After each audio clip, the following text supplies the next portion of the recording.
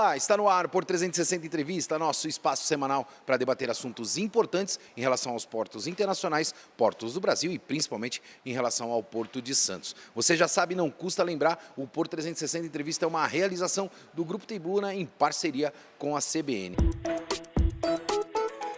Porto 360.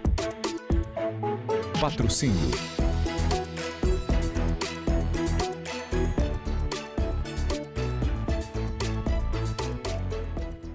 Nessa semana, a gente vai debater o PL dos portos, esse novo arcabouço legal do setor portuário. E para isso, eu recebo aqui no Por 360 Entrevista, Dr. Marcelo Sammarco. Dr. Marcelo, obrigado pela presença aqui, prazer enorme bater esse papo com você. Prazer é meu, satisfação de estar aqui, podendo falar desse evento, um grande evento, e também do projeto, que é um dos principais projetos do nosso setor. Doutor Marcelo, a gente bem sabe que acompanhamos ao longo dos últimos anos a Lei de Modernização dos Portos, que pautou muito das decisões do nosso setor portuário. Hoje a gente está visitando um novo arcabouço legal. Quais são os principais impactos e por que, fazer um projeto de lei em 2025? Bom, essa pergunta ela foi feita ao longo do ano passado, quando foi criada a comissão de juristas para a revisão do marco legal do setor portuário, a CEPORTOS, e muito se perguntou se era realmente o tempo ideal, o momento ideal de se revisitar o marco regulatório, uma vez que a lei anterior, a 12.815, é de 2013. Então, 11 anos depois, a gente estava revisitando essa lei, esse marco regulatório. Mas a realidade é que nosso setor ele tem uma dinâmica muito grande. Então, a logística, nós temos uma busca por eficiência o tempo todo, que demanda investimentos em larga escala, em toda a cadeia, aumento de capacidade, inovação tecnológica, ganho de eficiência nas nossas operações. Tudo isso passa pelos processos burocráticos que nós temos para que, por exemplo, investimentos que sejam realizados dentro de arrendamentos em poligonais de portos públicos sejam autorizados e implementados. E o que nós temos hoje, em termos de arcabouço legal, não nos permite ter esses investimentos com a agilidade necessária. E, no final do dia, o que nós temos é sempre um certo delay, em relação à busca por esse incremento operacional, o que afeta a nossa competitividade no cenário internacional. Então, o mote principal dessa revisão do arcabouço é justamente reduzir burocracia, trazer mais segurança jurídica, regras perenes e que tenham, crie um ambiente mais confortável, que a gente possa alavancar os investimentos privados e que eles possam acontecer de uma maneira mais ágil, mais célere. Esse é o ponto principal. Doutor Marcelo, a gente quer visitar, eu particularmente vou te provocar em alguns pontos específicos para que a gente possa abordar, principalmente nesse debate que a gente vai ter aqui em Brasília, num evento muito importante, com presença de ministros, para que a gente possa tratar desse projeto de lei. Você falou da desburocratização. A gente bem sabe que nesse mundo que nós vivemos atualmente, um mundo completamente inovador e disruptivo, a tecnologia está completamente inserida. Como é que a gente desburocratiza num país que é extremamente burocrático? Essa é a minha primeira pergunta. E a segunda, como é que a gente lida, com a questão estratégica do país? Porque o Porto de Santos ele é estratégico não só para o nosso país, mas para a América do Sul também. Existe um certo protecionismo ao longo das décadas em relação à questão do negócio, Protege-se um negócio, entendendo que, particularmente, a gente está protegendo uma soberania nacional, o que não é uma verdade absoluta, porque a gente deixa de lado o capital é que faz o investimento, e o investimento é o que gera infraestrutura e que gera o próprio emprego. Como é que o senhor avalia essas duas questões?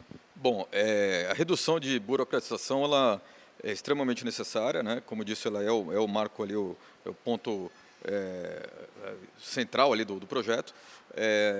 A burocracia ela é inerente ao nosso setor público. Isso acontece em todos os países. A burocracia ela é necessária para que se mantenha a governança, a licitude dos processos.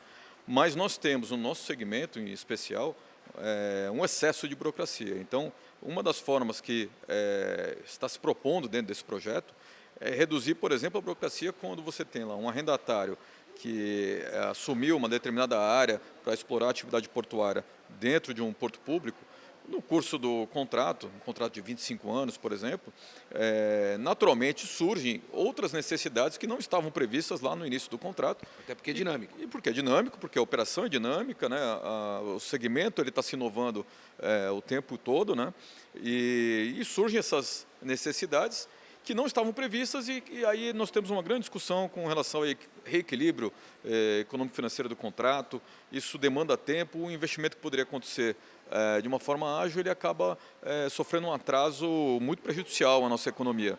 Então, o que se propõe, por exemplo, nesse aspecto, é a possibilidade do arrendatário ele assumir o risco, ele enxergando a necessidade de se fazer tal investimento, que ele possa fazê-lo sem a necessidade de passar por um longo processo de aprovação, que ele possa assumir esse risco, implementar imediatamente um investimento para incrementar a sua estrutura e no final do dia quem está ganhando é toda a cadeia, desde os usuários até o próprio arrendatário que está explorando aquela atividade. Antes do senhor entrar na questão estratégica, que foi o meu segundo questionamento, a gente bem sabe que para as concessões, estudos são feitos até propriamente pelo governo para que possa conceber uma área. E a partir desse momento, obrigatoriamente, a iniciativa privada ela faz ali o seu plano de negócios para que ela possa tratar dos investimentos dentro, né, da linha de tempo exequível desses projetos. Você falou do reequilíbrio econômico, né, o que é inerente em muitos contratos que a gente tem dentro do setor portuário. O projeto de lei, né, que está sendo proposto visa proteger para que esse tipo de situação não ocorra? Ele visa proteger, logicamente que isso pode acontecer, mas a ideia, as regras que são propostas ali nesse projeto, elas visam minimizar esses impactos, para que se tenha uma menor necessidade de discussão, né, de reequilíbrio, reversibilidade de bens, que possa se ter ali quando se há uma necessidade de novos investimentos, que isso possa acontecer de uma maneira mais fluida, né, e justamente tentando acompanhar o ritmo, né, da inovação que está sempre acontecendo no nosso segmento.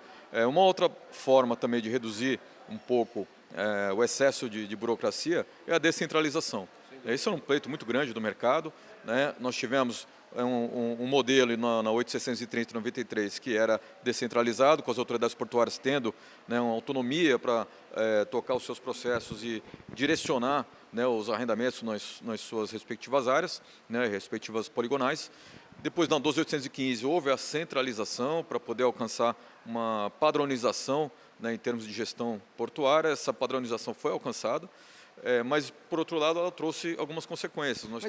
Desculpe interromper, doutor, mas essa padronização, muitas vezes, ela não é um pouco utópica num país com dimensões continentais como a gente tem? Porque, inevitavelmente, não dá para a gente comparar o Porto de Santos com o Porto de Maceió. Cada porto não tem a sua especificidade e descentralizar não é o melhor modelo? Exatamente.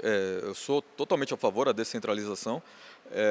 Em certo momento, foi necessária essa padronização em termos gerais, né, para se ter regras de governança que fossem equalizadas em todos os portos do país, mas como você mesmo falou, cada porto tem a sua realidade. E justamente por isso nós temos a necessidade de ter um pouco mais de autonomia na gestão local, porque no dia a dia daquela operação daquele porto é que nós temos ali a autoridade local acompanhando todas as necessidades, as demandas e podendo direcionar de acordo com aquela realidade local de uma maneira mais célere, né, e vocacionando, né, e atendendo às vocações, né, do porto conforme a necessidade. Em particular de cada porto que a gente tem ali implementado. Exatamente. E de outro lado você tira a sobrecarga que hoje existe na estrutura ministerial, que não só cuida das políticas públicas, mas também é responsável pela gestão de todos esses processos de todos os portos públicos do país,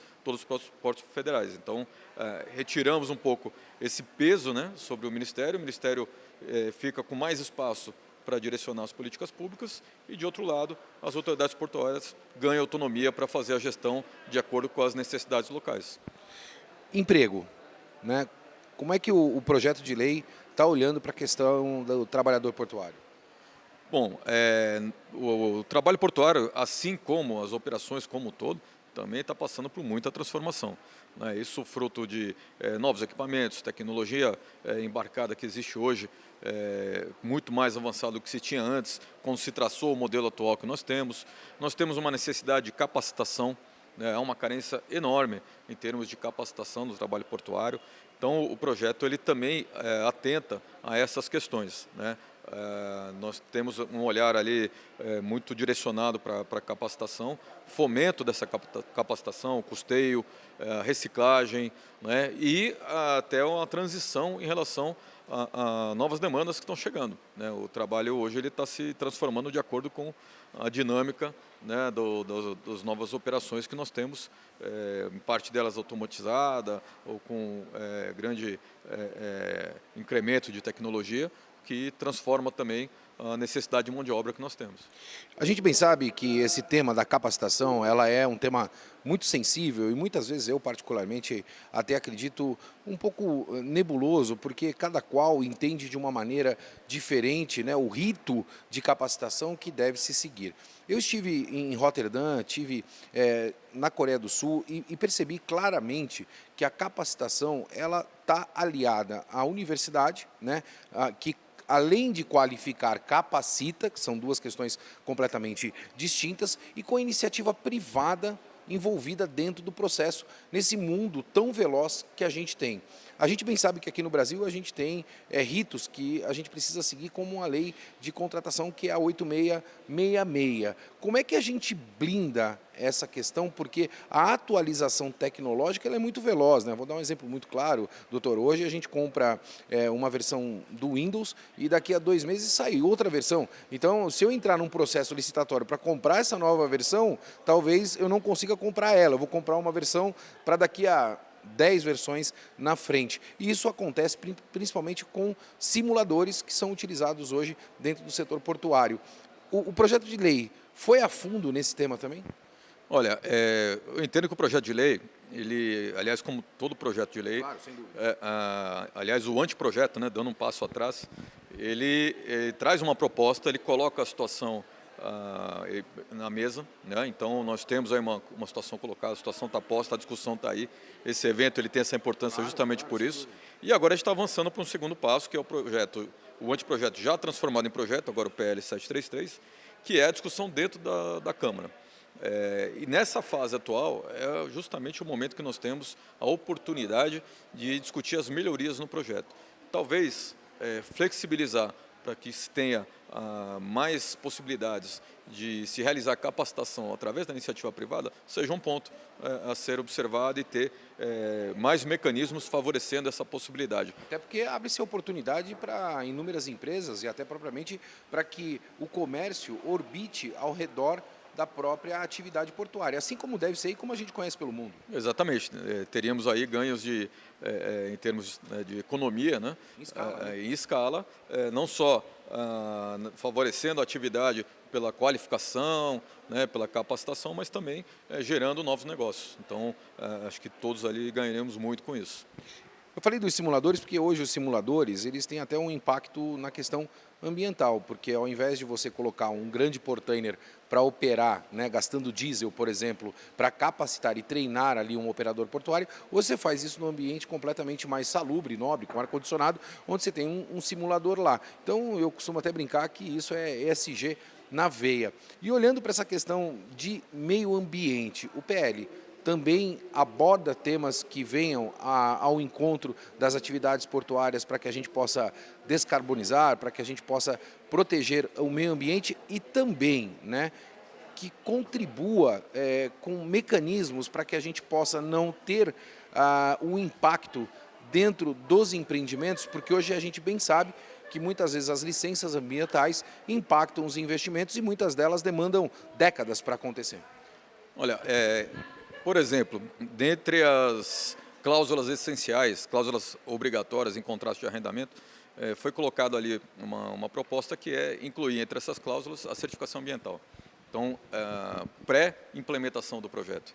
Isso justamente vai ao encontro de atender a política de sustentabilidade ambiental, primeiro passo, né, fazer com que, desde o nascedor, os projetos estejam de acordo com as políticas de sustentabilidade e também, de um outro lado, facilitar o processo de licenciamento ambiental. Porque a partir do momento que já se tem uma certificação ambiental, você tem uma base muito mais robusta, né, para enfrentar um processo de licenciamento ambiental, que a gente sabe que no nosso país é algo que toma bastante tempo, né, e que também interfere muito nas decisões com relação aos investimentos. Esse é um dos passos, né, mas desde das diretrizes do projeto, onde nós vemos ali uma atenção especial à sustentabilidade, a relação porto-cidade, que também está atrelada ao conceito de sustentabilidade, há uma preocupação grande do projeto em relação a isso. Logicamente pode ser aperfeiçoado e teremos ainda, uma vez aprovado o projeto, o decreto regulamentador, que vai trazer regras ainda mais específicas, isso sem contar ainda com os normativos infralegais que deverão acompanhar toda essa estrutura legal.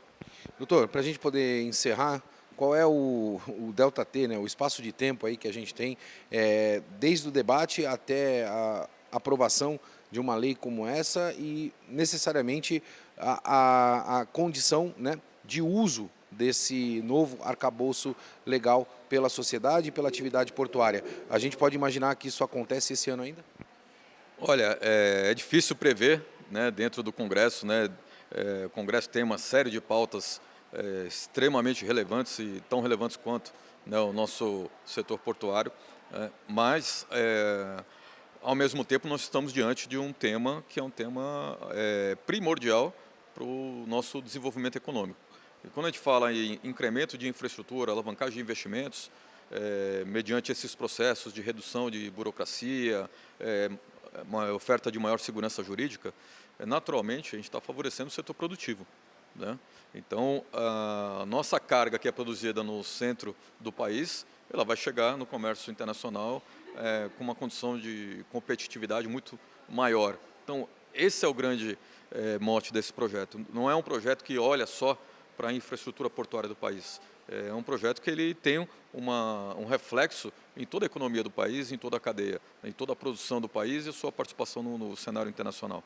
Então, acho que é essa a atenção que esse projeto merece dentro do Congresso e a gente está vendo uma movimentação muito grande para se discutir o projeto dentro do Congresso, seja nas comissões especiais ou mesmo numa comissão especialmente instalada para esse fim, né, que está em vias aí de acontecer e que pode dar uma maior celeridade a essa discussão.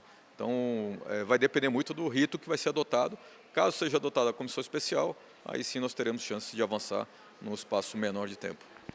Eu dificilmente discordo do doutor Marcelo, mas nesse ponto eu vou discordar, doutor. Nós temos aí 1/3 da balança comercial que passa pela nossa atividade portuária.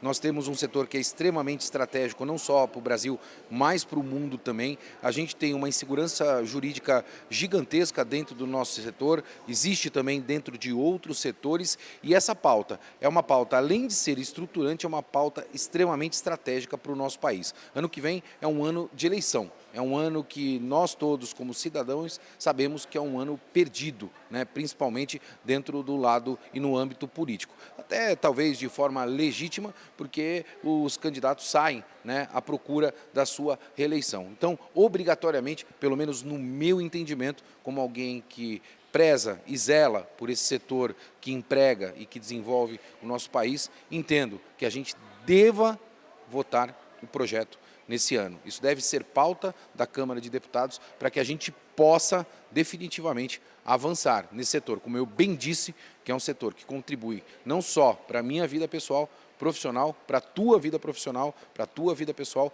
mas também para o nosso país. Eu vou ficando por aqui, como você bem sabe, sempre movimentando muito mais do que informação. Forte abraço, até quarta-feira que vem.